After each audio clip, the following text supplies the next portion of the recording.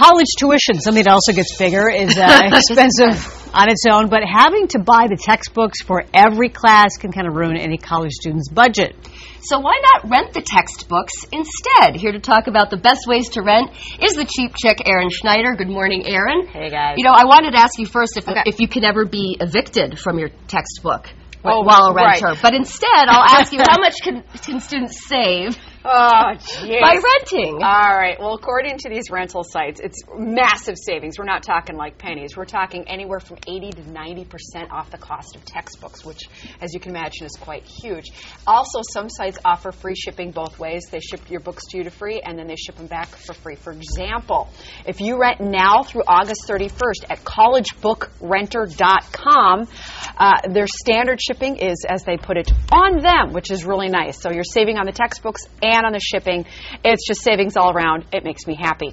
The other thing you can do is a lot of the sites offer themselves up on Facebook. And if you like them on Facebook, they'll give you some great deals. For example, bookrenter.com offers exclusive deals, promotions, and giveaways on their Facebook page. And remember, of course, signing up for Facebook and liking a business is completely free to do. Yeah. So you're saving money for free, which is the best way to save money. Right, and saving money is a big bonus, as we would guess. But are there maybe some cons, the downside to renting textbooks? The evil dark side of renting a textbook. Well, it's not evil, but it's kind of a bummer. Remember, you don't own the book, so you can't keep it as a reference book for for future classes, which I know I needed to do when I was in college.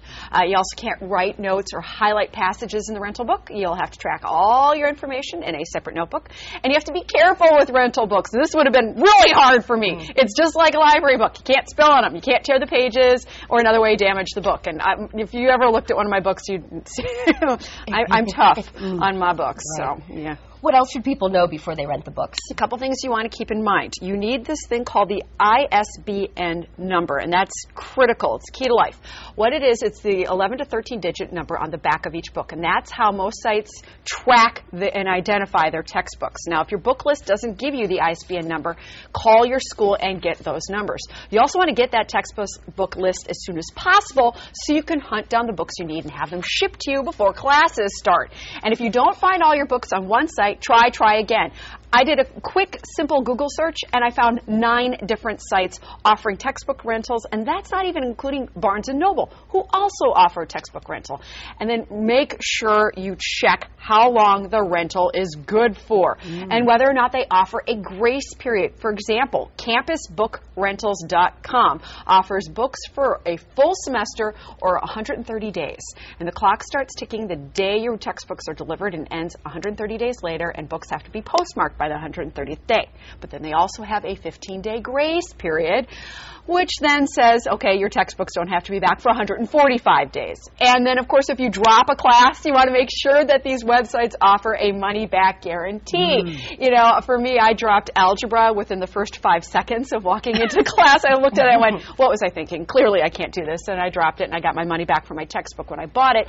You want to make sure you can do the same thing when you rent it so that you can just ship it back and get your money back and not lose out because you didn't go to class. You can save some decent money, so that's a good reason to do it. 80 to 90%? Yeah. Kids, that's beer money in your pocket. That's right. Cheap Chick money really hits them. For your college tuition, Emily. Right. That's what I meant. Right. Oh, hey, and you're doing the walk. You're talking to the walk tomorrow?